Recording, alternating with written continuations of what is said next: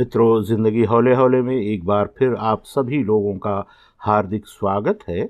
YouTube के इस पटल पर भाषा और साहित्य से संबंधित प्रस्तुति के अंतर्गत आज आपके समक्ष शोध शब्द के हिंदी में प्रयुक्त विविध पर्याय शब्दों पर विचार विमर्श किया जाएगा।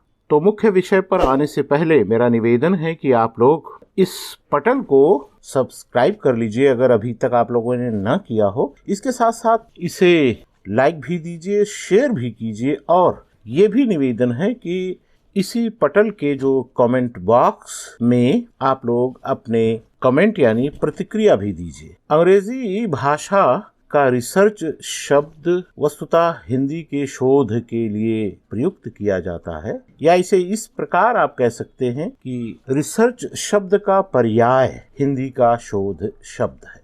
हिंदी में इसके लिए और भी कई एक शब्दों का प्रयोग होता है, जिसमें प्रमुख रूप से अनुसंधान, अन्वेषण, गवेषणा, अनुशीलन, समीक्षा, आलोचना, खोज आदि विविध शब्द हैं।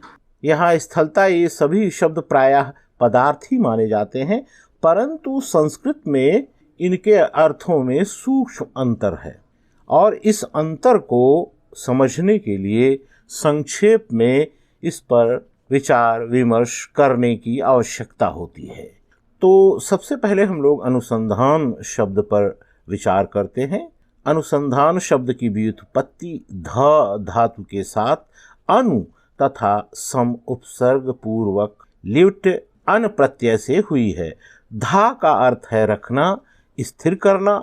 इस प्रकार लक्षणा के माध्यम से इसका अर्थ किसी वस्तु अथवा विषय पर दृष्टि को रखना या केंद्रित करना उत्पन्न होता है। अनुसंधान शब्द का विश्लेषण अनुसंधान के योग की प्रक्रिया द्वारा भी किया जा सकता है। संधान का अर्थ होता है लक्ष्य निर्धारित करना, निशाना लगाना। शोध के क्षेत्र में अप्राप्त परंतु अस्तित्ववान तथ्यों का पुनः नवीन दृष्टि से विश्लेषण करके सर्वगाहन निष्कर्षों की स्थापना करना अनुसंधान कहलाता है। शोध के पर्याय के रूपों में शोध के पश्चात अनुसंधान शब्द ही प्रायः सबसे अधिक प्रचलित है और इसी शब्द का सबसे अधिक व्यवहार में प्रयोग किया जाता है। दूसरा शब्द है अन्वेषण।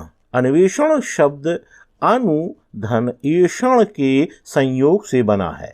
इस शब्द की उत्पत्ति अनु उपसर्ग पूर्वक ईश धातु के साथ अन प्रत्यय के संयोजन से होती है। ईश का अर्थ है अभिलाषा करना और अनु का अर्थ है पश्चात या निरंतरता।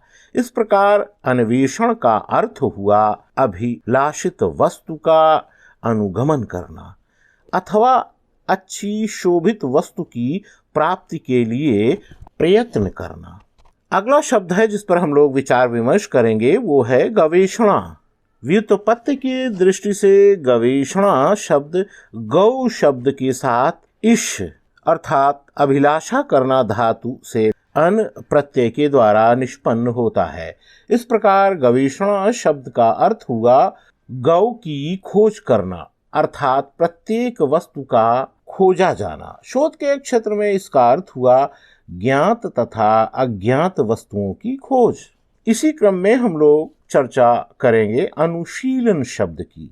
अनुशीलन शब्द अनु एवं शील के योग से बना है। शील का निजी अर्थ है ध्यान, अभ्यास, चिंतन, मनन अथवा अध्ययन। अनु का अर्थ है पश्चात। इस प्रकार अनुशीलन का अर्थ हुआ चिंतन के पीछे चलना। हम लोग परिशीलन शब्द पर भी विचार कर लेते हैं। परिशीलन शब्द परि एवं शीलन के योग की प्रक्रिया से व्युत्पन्न है। परि का अर्थ है परितः अर्थात चारों ओर।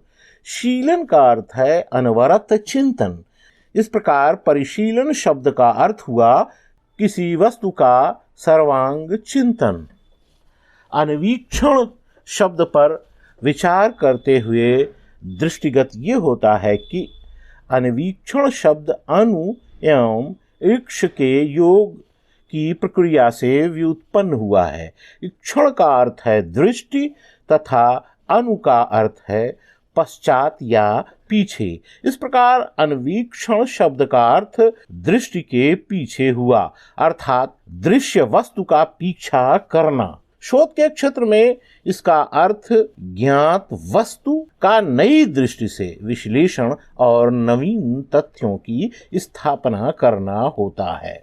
इसी संदर्भ में हम लोग समीक्षा और आलोचना शब्द पर भी संक्षेप में विचार करेंगे। समीक्षा शब्द सम धन ईक्ष धन आ से व्युत्पन्न हुआ है, जिसका मूल अर्थ है देखना। इसी प्रकार आलोचना शब्द लोचरी धातु में आ उपसर्ग के योग से बना है। इसका भी सामान्य अर्थ देखना है।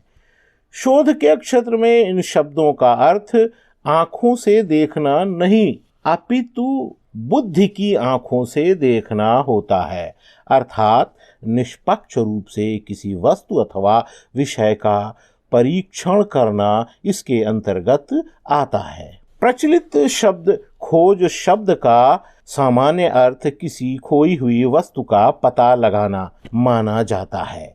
इस शब्द की व्युत्पत्ति प्राकृत भाषा के खोज शब्द से हुई है, जिसका अर्थ पद चिन्ह है, अर्थात विस्तार की दृष्टि से यह निशान, तलाश आदि अर्थों में भी प्रयुक्त किया जाता है। शोध के क्षेत्र में ज्ञात अथवा अज्ञात तथ्यों का पता लगाना या स्पष्टीकरण देना इसके अर्थ के क्षेत्र में समाहित हो जाता है। हिंदी भाषा के प्रयोग में विवेच्य शब्दों को शोध के समानांतर प्रयुक्त किया जाता है, किंतु कई अन्य विद्वानों ने अंग्रेजी के discovery, research, doctorate, thesis, PhD आदि शब्दों को भी इसका पर्याय माना है। अर्थ की गहराई के दृष्टि से डिस्कवरी और रिसर्च शब्द ही शोध शब्द के नजदीक जान पड़ते हैं। हम इन दोनों शब्दों पर भी संक्षेप में विचार कर लेंगे। डिस्कवरी शब्द डिस धन कवर धन ई की प्रक्रिया से बना है। अंग्रेजी शब्द कवर का अर्थ आवरण या ढक्कन होता है। डिस शब्द विलोमार्थी के रूप में प्रयुक्त होता है। इस तरह डिस्कवरी शब्द का अर्थ हुआ अनावरण या खोलना। शोध की दृष्टि से इस शब्द का अर्थ गुप्त तथ्यों को स्पष्ट करना माना जा सकता है। रिसर्च शब्द री धन सर्च के योग से बना है। सर्च का कोशगत अर्थ छिपी हुई वस्तु को खोजना या तलाशी लेना है। री शब्द पुनः के अर्थ को द्योतित करता है। इस प्रकार रिसर्च शब्द का अर्थ ज्ञात वस्तु की पुनः खोज हुआ। शोध की दृष्टि में इसका अर्थ ज्ञात तथ्यों का पुरानाख्यान माना जा सकता है। तो इस प्रकार से अगर हम इन तमाम पर्यायों पर जो कि शोध के लिए आपके सामने प्रस्तुत किए गए हैं अगर विचार करें तो हमारे सामने जो मुख्य तथ्य उभर करके आते हैं संक्षेप में उनका भी उल्लेख किया जा सकता है। सबसे पहले हम देखते हैं कि शोध शब्द जो है वस्तुतः अज्ञात या ज्ञापन अर्थात लुप्त एवं गुप्त सामग्री को प्रकाश में लाने की प्रक्रिया है। हम ये भी कह सकते हैं कि उपलब्ध सामग्री का संश्लेषण या विश्लेषण इसके अंतर्गत आता है। प्राप्त सामग्री को संस्कारित या परिष्कृत भी शोध के अनंतर ही किया जाता है। इस प्रकार शोध के पर्यायों के विवेचन से यही स्पष्ट हो जाता है कि प्रत्येक शब्द अपने अर्थ की सत्ता की परिधि में अपना अलग विशिष्ट स्थान रखता है। इन सभी शब्दों के अर्थ शोध की गहनता के परिचायक होने के साथ साथ उसके स्वरूप को भी स्पष्ट करते हैं। धन्यवाद।